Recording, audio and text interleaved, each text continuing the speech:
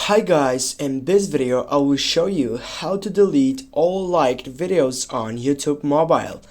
Firstly, what you need to do, you need to get up and type on your profile icon on your right upper side, then go for settings, and right now as you can see here you have many options to getting through this process.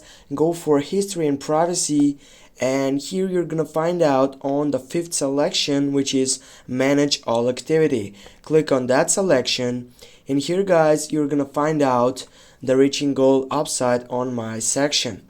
Now if I get up into that section and if I just go through this site which needs to be activity controls, as you can see here on the activity controls, if I tap on the second selection, here I'm gonna find out choosing section to delete this option.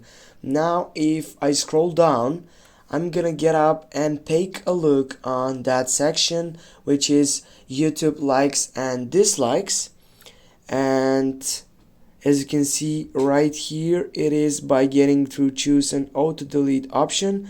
Go for that section. Here you need to choose what you want to delete and then just go for next. And that is guys, thanks for watching. Don't forget to hit that like and share the video. See you soon.